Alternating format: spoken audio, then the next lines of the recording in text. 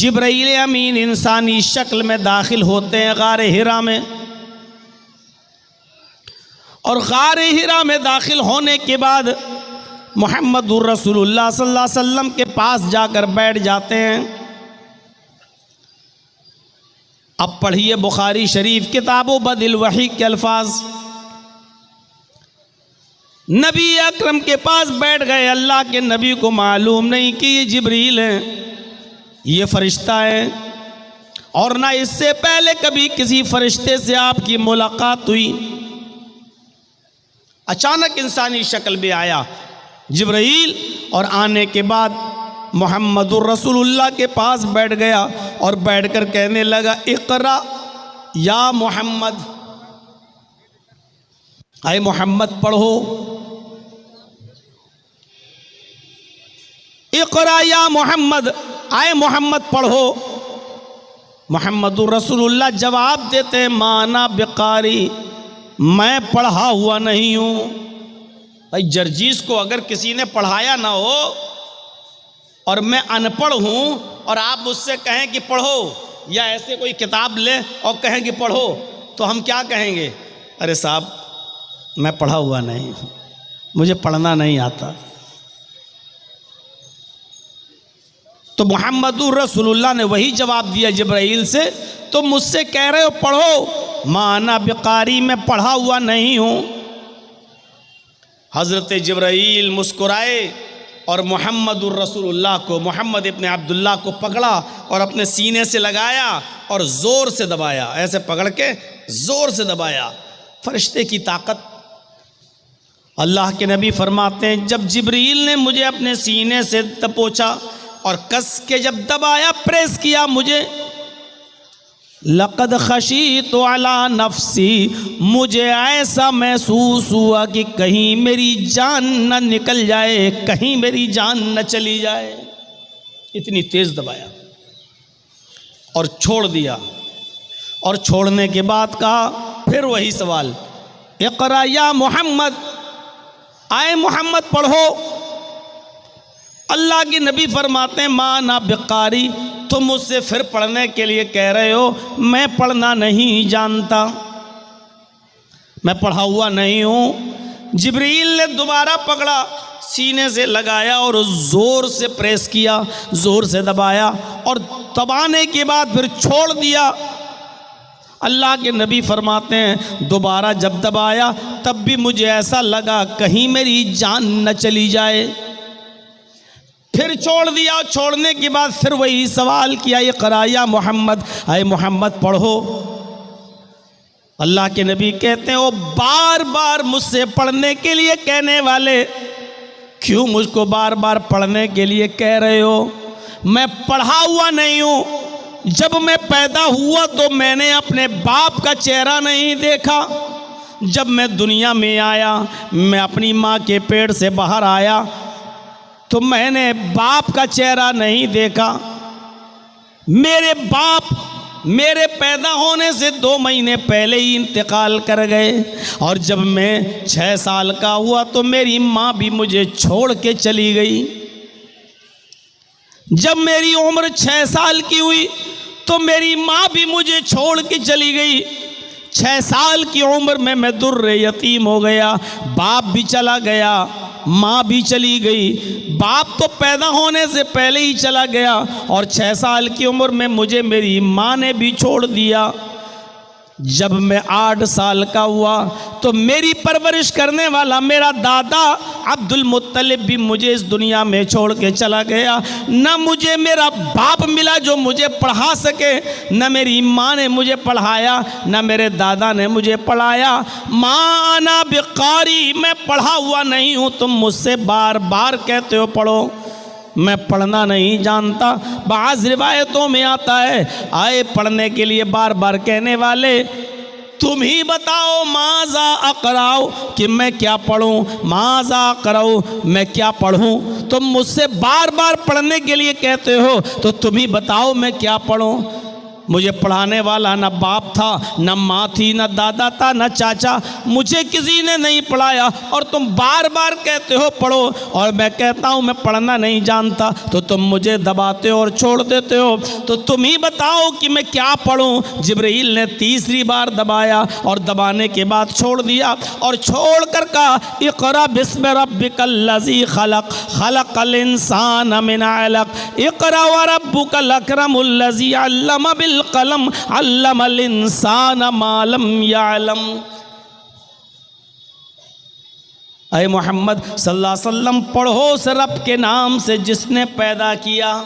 Status देखिए, level देखिए, पढ़ाई का मायार देखिए, तालीम का मायार देखिए। आज सिलेबस के नाम पर कैसी कैसी चीज़ें। बच्चा आपका छोटा सा, उसको इतना सिलेबस दे दिया गया कि बेचारा उठा के चल नहीं पा रहा, बस्ता पीछे लाद दी गई किताबें दबा जा रहा है। हम लोगों के भी बच्चे पढ़ते हैं स्कूलों में, सिलेबस देखकर, कोर्स देखकर आज ताज्जुब होता है कि इतनी किताबें, इतनी कॉपियां। बच्चे के मायार से को भी देखो जरा, तालीम देखिए सबसे पहले।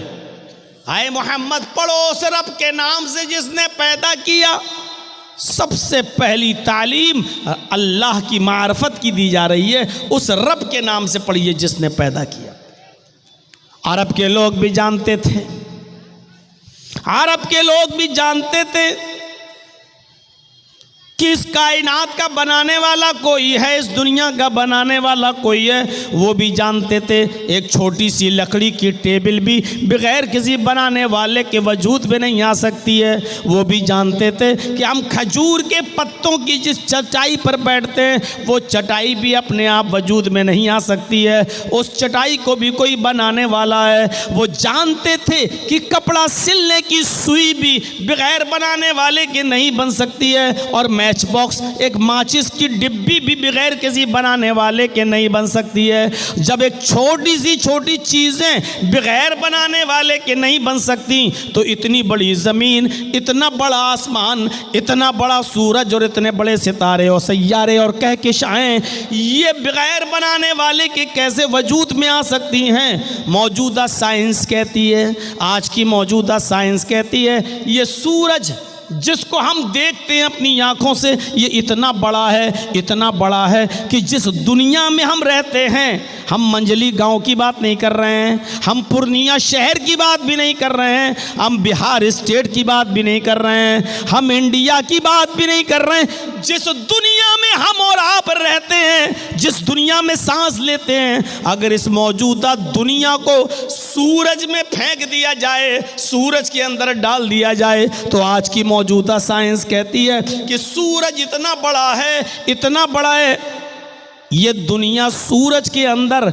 ऐसे गिरी हुई नज़र आएगी जैसे एक बहुत बड़े फुटबॉल की फील्ड में, फुटबॉल के ग्राउंड में फुटबॉल दिखाई देती है। आपने फुटबॉल का मैच देखा होगा, कितना बड़ा ग्राउंड और स्टेडियम होता है। उस स्टेडियम में अगर एक फुटबॉल डाल दो तो फुटबॉल एक कोने में पड़ी हुई नज़र आती है, एक साइड में दिखाई देती है। सूरज इतना बड़ा है इस दुनिया से कि अगर दुनिया को सूरज में डाल दिया जाए तो दुनिया एक गेंद, एक बॉल, एक फुटबॉल की तरह नज़र आएगी, यानी और इतना बड़ा है सूरज। अब आप अंदाज़ा लगा सकते हैं कि उस सूरज में दुनिया एक फुटबॉल नज़र आए तो सूरज कितना बड़ा हुआ है। यह आज की मौजूदा साइंस कहती है।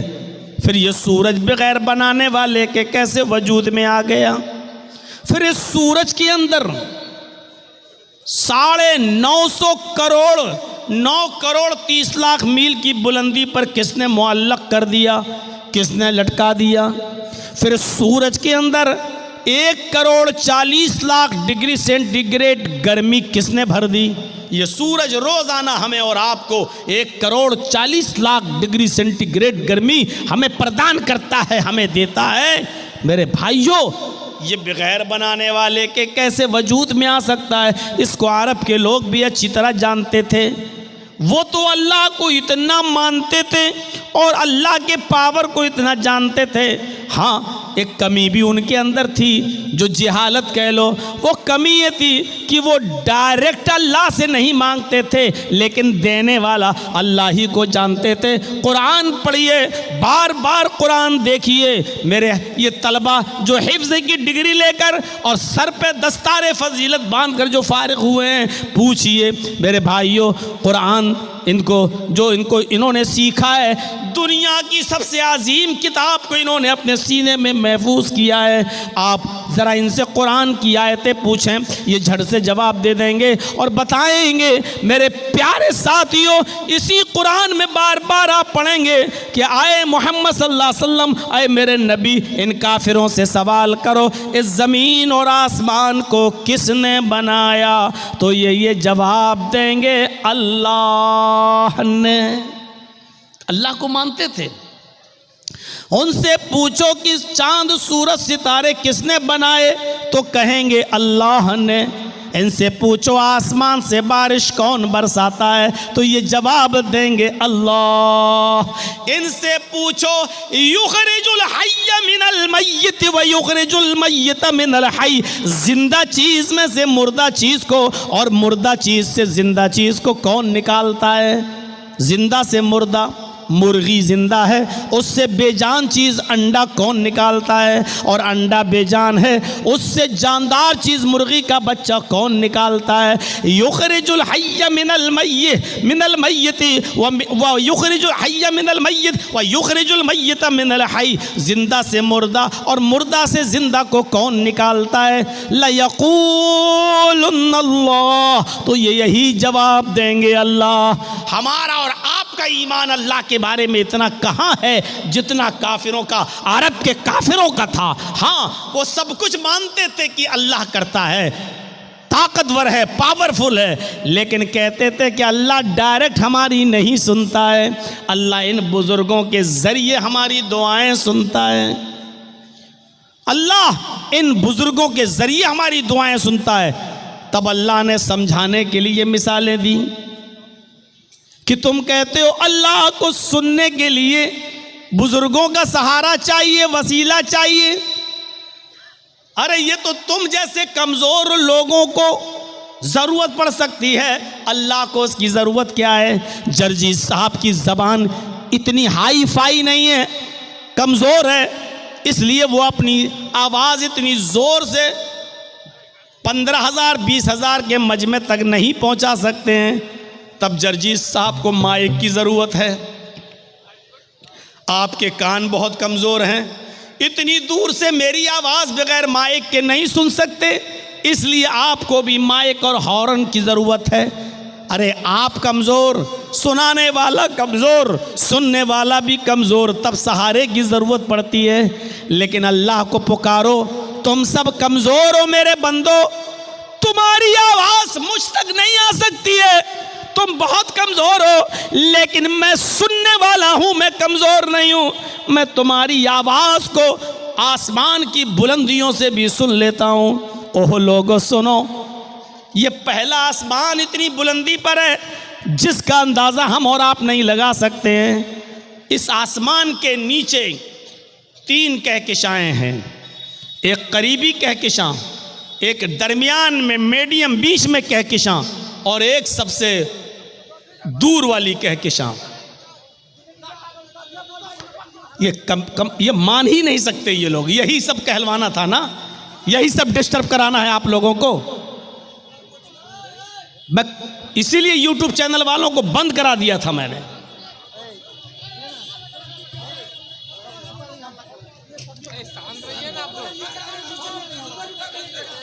अरे ये लोग लाखों रुपए कमा रहे हैं भाई, ये लोग नहीं करेंगे।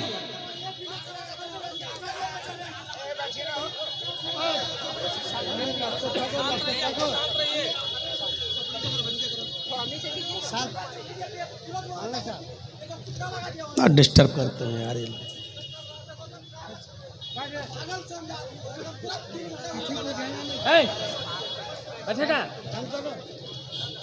सब स्टैंड हटा के अपने अपने हाथ में लेके बनाइए। तो चलिए स्टैंड हटा दीजिए, अपने अपने हाथ में ले लीजिए मोबाइल।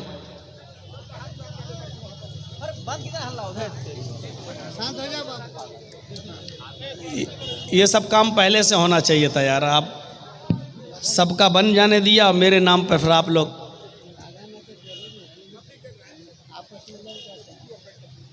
यार कोई ऐसा तरीका अपनाइए कि आपका भी काम हो, पीछे वालों को भी डिस्टर्ब ना हो। कुतुब मीनार की तरह ऊंचा खड़ा कर दिया, दूसरों को दिक्कत हो रही है।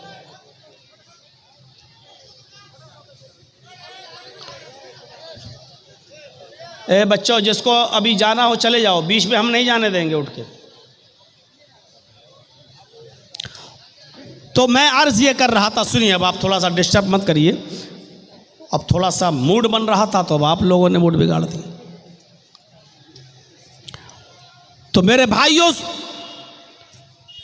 3 कहकशाएं हैं, एक करीबी, एक मीडियम बीच में और एक ऊपर, सबसे ऊपर। करीबी जो कहकशा है, अब सुनिए अल्लाह रब्बुल आलमीन कहाँ है। बहुत आसान है कह देना अल्लाह हर जगह है। लोग अकीदा रखते हैं, ये शिरकी अकीदा है, अल्लाह हर जगह। अल्लाह हर जगह नहीं है। अपने अकीदे की इस्लाह कर लो। अल्लाह अर्श पर है, सुम्मस्तवा अलल अर्श, अल्लाह अर्श पर है। अगर आपने कह दिया अल्लाह हर जगह है, तो क्या नालियों में भी अल्लाह है? क्या लैट्रिन में भी अल्लाह है? क्या कुत्ते के जिस्म में भी अल्लाह है? ये तो काफिर और मुशरिकों का अकीदा है। हमारे गैर मुस्लिम भाइयों का अकीदा है। वो कहते हैं आत्मा और परमात्मा दोनों एक ही है। ईश्वरत्व का मनुष्यत्व में परिणित होना। वो कहते हैं कि ये इंसान के अंदर जो रूह है यही अल्लाह है, यही ईश्वर है। हर इंसान के अंदर जो रूह है वही ईश्वर, वही अल्लाह। और वो कहते हैं कि अल्लाह हर जगह है, हर जगह। अब गौर करो कि हम ये आवाज़ जो हमारी निकल रही है, इसी को कहते हैं कि यही ईश्वरीय शक्ति है, यही अल्लाह है। अब गौर करो, एक औरत में भी अल्लाह है भाई, वो भी तो जिंदा है। एक कुत्ता जिंदा है तो उसमें भी रूह है, एक बिल्ली जिंदा है तो उसमें भी रूह है। अगर हम इसी आत्मा ही में परमात्मा मान लें, इंसान की इसी रूह को अगर हम ईश्वर का दर्जा दे दें, तो एक आदमी दूसरे को मारता है, जो मार रहा है उसमें भी अल्लाह, और जिसको मार रहा है उसमें भी अल्लाह। तो इसका मतलब क्या होगा?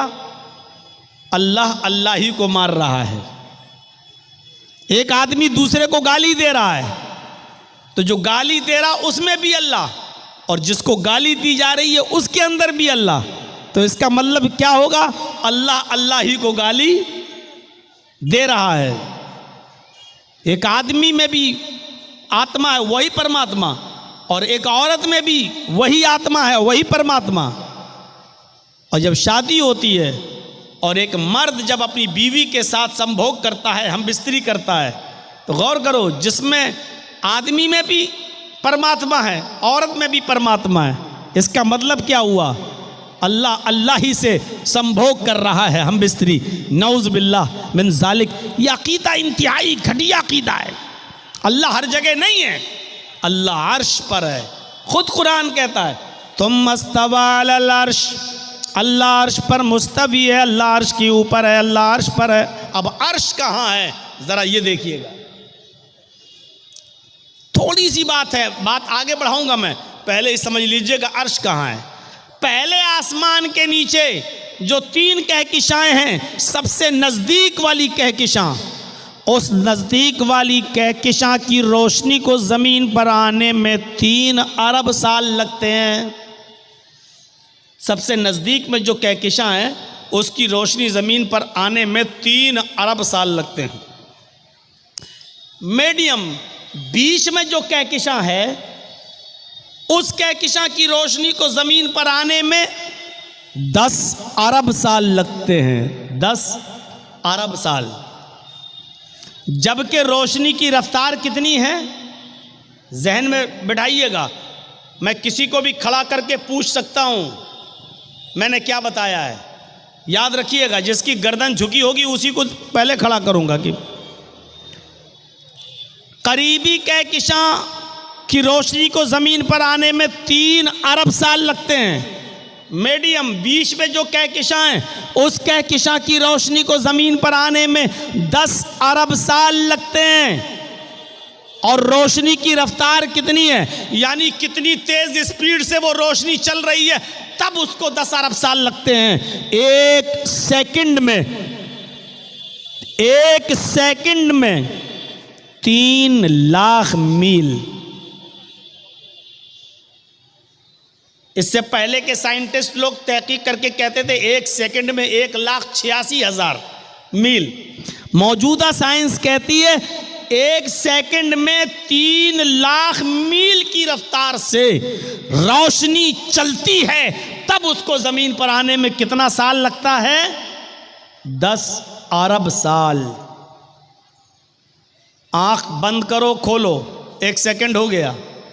आंख बंद करो खोलो, 1 सेकंड हो गया। इतनी देर में कितनी रफ्तार तय कर ली रोशनी ने? 3 लाख मील। 60 सेकंड में, 1 मिनट में कितनी रफ्तार हो गई? 1 घंटे में कितनी होगी? 1 दिन में कितनी होगी? 1 हफ्ते में कितनी होगी? 1 महीने में कितनी होगी? 1 साल में कितनी होगी? 1000 साल में कितनी होगी?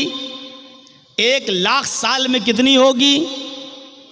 1 अरब साल में कितनी होगी? 10 अरब साल लगते हैं। जबकि ये बीच वाली कहकशां है, अभी इससे ऊपर सबसे आखिरी कहकशां तो अभी बाकी है। उस रोशनी को जमीन पे आने में 10 अरब साल लगते हैं। और सबसे ऊपर जो कहकशां है, मौजूदा साइंस कहती है उस रोशनी को चले हुए आसमान से, उस रोशनी को कहकशां से चले हुए 20 अरब साल तो हो चुके हैं, लेकिन उसकी रोशनी अभी तक जमीन पर नहीं आई है। ये पहले आसमान के नीचे की कहकशां का हाल है, अभी पहला आसमान नहीं आया।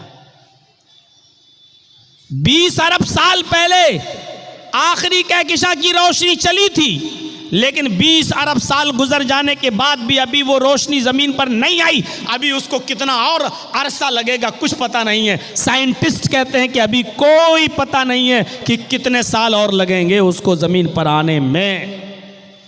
इसके ऊपर और बहुत ऊपर पहला आसमान, फिर पहले आसमान से दूसरे आसमान पर आप जाएंगे तो फिर उम्र लगेगी 500 साल। पहले आसमान पर पहुंचिए आप, उसके बाद पहले आसमान से दूसरे आसमान पर जाएंगे तो फिर उम्र चाहिए 500 साल। दूसरे आसमान से तीसरे आसमान पर जाएंगे तो फिर उम्र चाहिए 500 साल।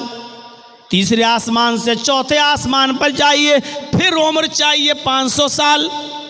चौथे से पांचवें पर 500 साल, पांचवें से छठे पर 500 साल, और छठे से सातवें पर 500 साल। अब सातवें आसमान के ऊपर भी अभी अर्श नहीं आया। पढ़िए हदीसें बुखारी वगैरह की, सातवें आसमान के ऊपर फिर 500 साल का सफर करिए तो एक समंदर। अल्लाह ताला का अर्श पहले समंदर में था, अल्लाह का अर्श पहले समंदर पे था। हदीसें हमें यही बताती हैं, सातवें आसमान पर सफर करने के बाद 500 साल का, उसके बाद में आएगा समंदर। फिर उस समंदर को क्रॉस करिए 500 साल में, उसके बाद फिर सफर करिए। समंदर को क्रॉस करने के बाद फिर अर्श का नंबर आता है, फिर सफर करिए 500 साल का, फिर अल्लाह का अर्श। उस अर्श पर अल्लाह,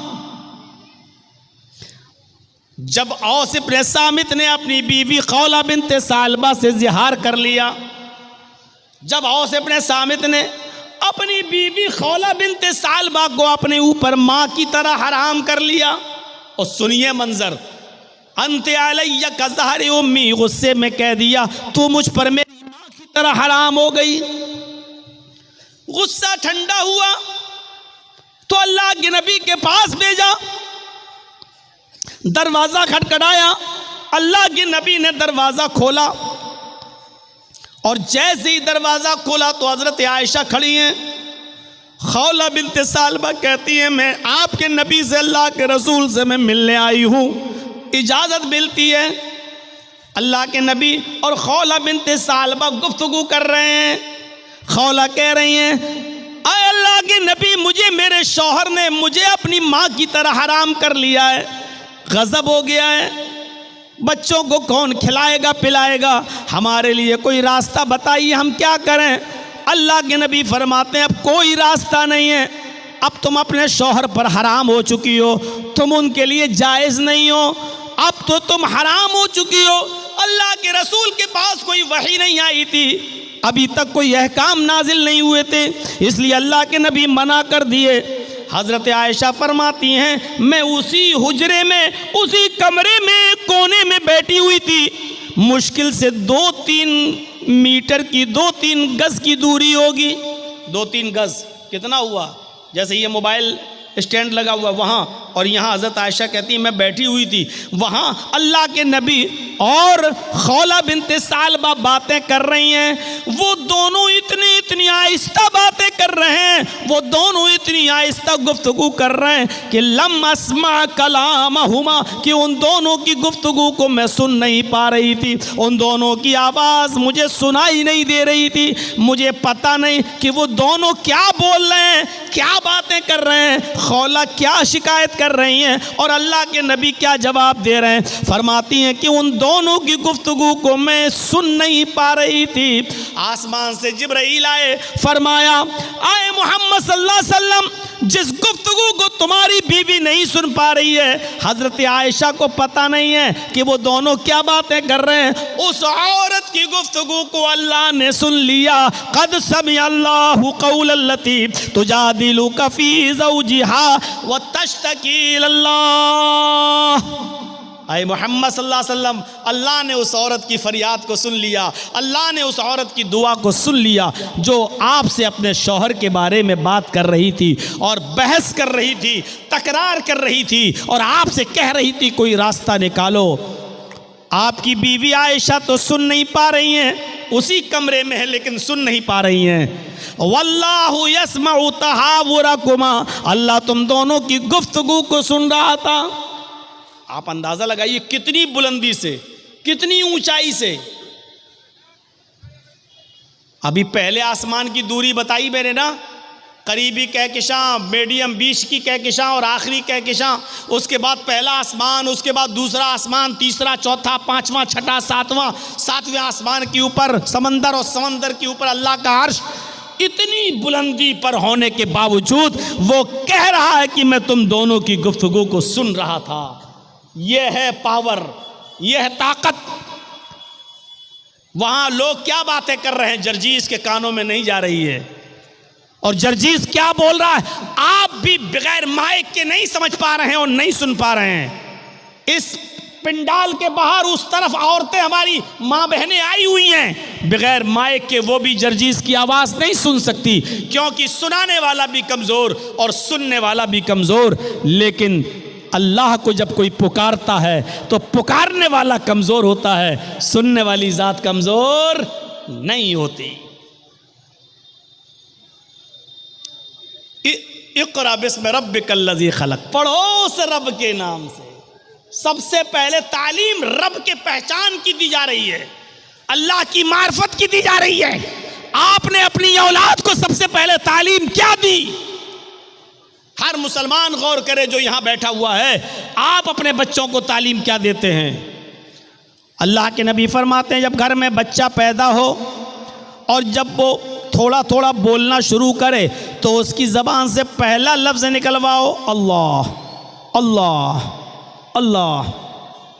जब वो थोड़ा सा और बड़ा हो और बोलने लगे तो उसकी ज़बान से सबसे पहले जुमला अदा करवाओ, ला इलाहा इल्लल्लाह, ला इलाहा इल्लल्लाह, ला इलाहा इल्लल्लाह।